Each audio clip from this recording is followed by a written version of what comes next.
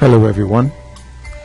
A few months ago, I received a call from someone sounding upset. She had received her first Social Security benefit payment and she was disappointed. Her monthly benefit was just about $700, not enough to pay her rent.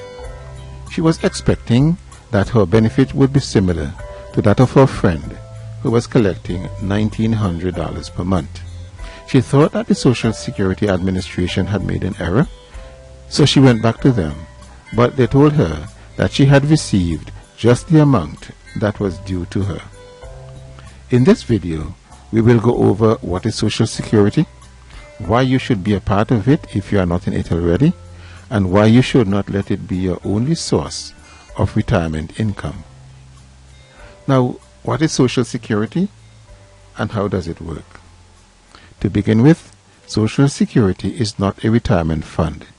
The money that you pay into Social Security does not go into an account with your name on it that you can withdraw at a later time. It is an insurance. The money that you pay to the Social Security Administration today is used to pay current benefits to people who have retired, people who are disabled, survivors of workers who have died, dependents of beneficiaries, and the spouse or children of someone who gets Social Security, and some others. The aim was to give older Americans a financial floor that they can rely on if the worst happens. It was never intended to replace all of your retirement income. It was created in 1935 after the Great Depression. During the Great Depression, more than one-third of the people looking for work in the United States were unemployed, and many Americans lost their life savings.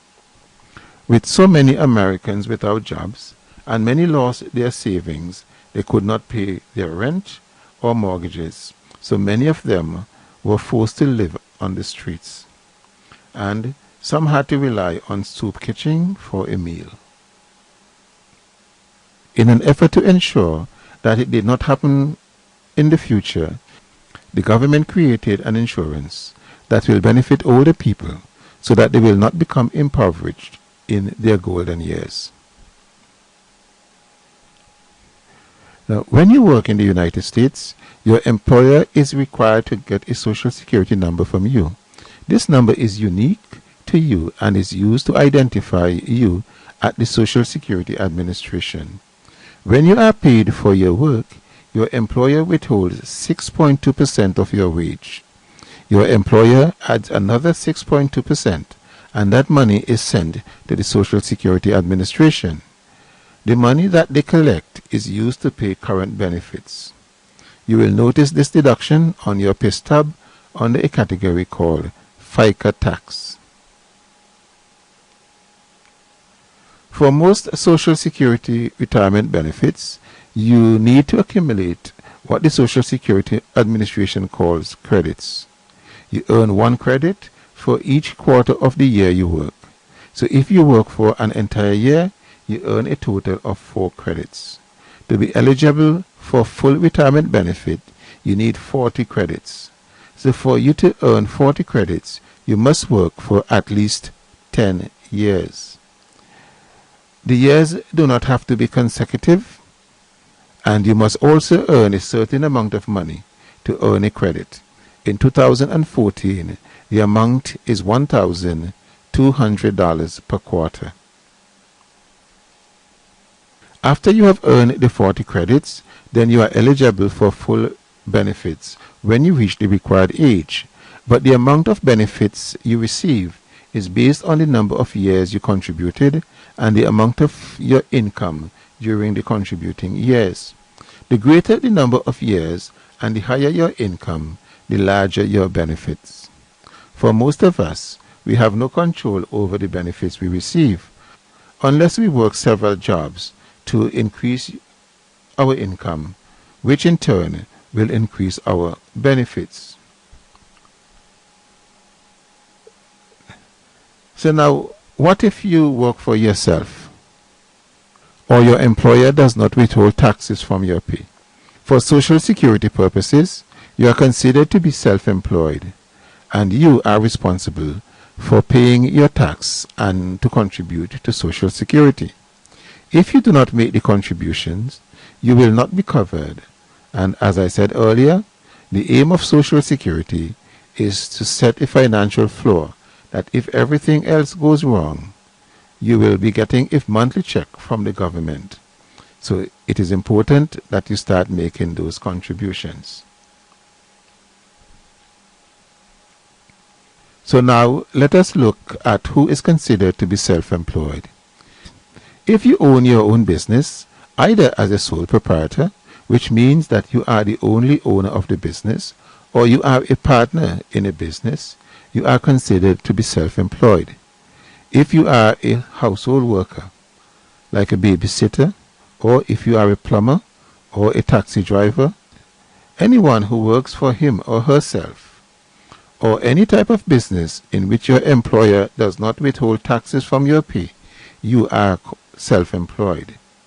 Some people who work on commission or other arrangements that their employer does not withhold tax, those workers are classified as independent contractors, and the employer gives them a 1099 miscellaneous form at the end of the year showing the amount of income they earned for that year.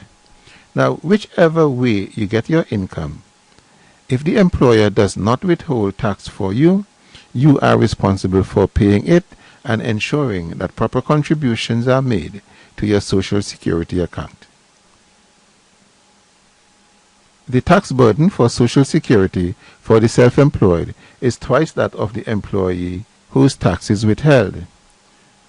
When your employer withholds Social Security tax, you pay 6.2% and your employer pays another 6.2%. As a self-employed person or as an independent contractor, you are responsible for the entire 12.4%. The minimum amount you can earn and receive a credit is the same as that of an employee, which is $1,200 for the quarter, which adds up to $4,800 for the year. That is to say, to earn the maximum credit for a given year, you must report at least $4,800 in taxable income for the year. Now, whether you are an employee or self-employed, the amount of Social Security contribution that you made in any given year is capped. The cap only affects higher income individuals. For the year 2014, if you earn more than $117,000, you will not pay Social Security tax on wages you receive above that amount. How do they calculate your benefits? The Social Security Administration calculates your benefits based on the highest 35 years of earnings. To receive the maximum benefit, you must have contributed 35 years at a high salary. The maximum benefit is just about $2,600 per month. The average benefit is about $1,100. For low-income wage earners who have the 40 credits and have made their contributions for 35 years, they will receive a minimum benefit which is about $800. If you have contributed but you have worked for less than 35 years, then your minimum benefit will be lower. In other words, the person who contributed for 20 years will receive a greater benefit than the person who contributed for only 10 years. So now let us recap. You need 40 credits to be eligible to collect most Social Security benefits. You earn credits by working and paying into Social Security. You can earn a maximum of 4 credits per year. That is, if you worked for a full year and each quarter you worked, you earn at least $1,200. If you are self-employed, it is good to begin making those contributions if you have not started.